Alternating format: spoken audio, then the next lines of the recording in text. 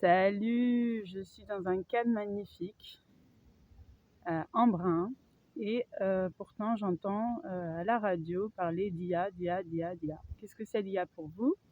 Est-ce que c'est l'intelligence artificielle? Pour moi, c'est l'irresponsabilité actuelle. IA. Quelques chiffres, j'entends parler que les investissements vont atteindre en 2025 1500 milliards de dollars. Si on compare l'aide humanitaire dans le monde, les besoins non couverts, c'est 42 milliards de dollars. C'est environ 2% du PIB mondial qui va être investi dans l'IA. L'aide humanitaire des pays les plus développés, l'engagement des pays dans les années 90, c'était 1% du PIB. Et on en est vraiment très loin. Les États-Unis ont complètement arrêté leur aide. La France était à 0,7, elle va passer à 0,4%.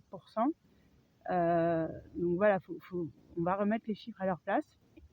Ensuite, si on parle de consommation énergétique, une simple requête IA, par exemple pour demander de créer un email, c'est environ une bouteille d'eau pour pouvoir refroidir les serveurs, pour pouvoir utiliser ChatGPT par exemple. Et c'est environ 14 LED utilisés pendant 1 heure. Si on remet, par exemple, on fait une requête simple à ChatGPT une fois par semaine pendant 1 an, ce serait 435 millions de litres d'eau par an.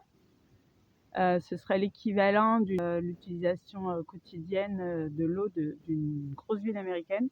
Et l'utilisation énergétique de tous les foyers de Washington pendant 20 jours. Pour juste une simple requête. Donc si vous faites une simple requête ChatGPT, c'est 5 fois plus de consommation énergétique qu'une recherche Google. Si vous faites une requête incluant la création d'images ou de vidéos, on parle bien d'intelligence artificielle générative, c'est entre 10 à 50 fois plus de consommation énergétique que les recherches Google. Déjà que vous voulez recommander aux gens d'enregistrer les favoris pour pas avoir à faire de requêtes parce que chaque requête pollue, là on marche vraiment sur la tête. Et environ 92% des étudiants utilisent l'intelligence artificielle générative pour leurs devoirs, pour leurs recherches, etc. Donc, je pense vraiment qu'il va falloir se poser la question de l'utilisation de l'intelligence artificielle. À quoi ça sert? Pourquoi on s'en sert? Quel est le coût-bénéfice? Et tous les coûts, le coût environnemental, le coût éthique, le fait que des millions d'emplois vont être remplacés par l'IA, sachant qu'on voit les limites. Il y a des biais cognitifs par rapport aux personnes qui ont créé l'IA, aux concepteurs. On voit que l'IA génère de plus en plus de racisme et de masculinisme.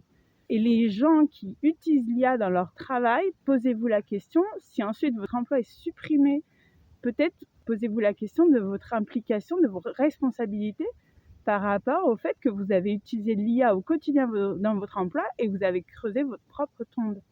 Déjà, la plupart des traducteurs ont perdu leur travail et on va continuer comme ça, sachant qu'en fait, on va juste être dominé par des machines dont on ne contrôle absolument pas la véracité de l'information qui est partagée. Il faut savoir qu'il y a énormément de deepfakes qui sont créés, de propagation d'informations fausses qui est créée par des robots qui diffusent l'information et l'IA générative récupère l'information qui existe numériquement.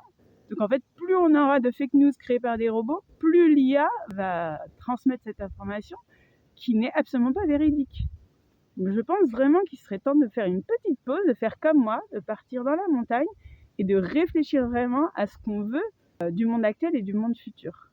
Pour finir, un dernier chiffre, seulement 35% des parents parlent de l'IA à leurs enfants. Donc peut-être il serait temps que vous vous mettiez à jour. Moi, je me suis mise à faire des formations Google IA pour essayer de comprendre à quoi ça sert, pourquoi les gens l'utilisent et ce que ça apporte vraiment. Personnellement, pour l'instant, ça ne m'a pas vraiment convaincue. Mais je pense qu'il faut vraiment avoir le recul nécessaire pour se dire si je l'utilise, qu'est-ce que je gagne et qu'est-ce que je perds et quel est le coût.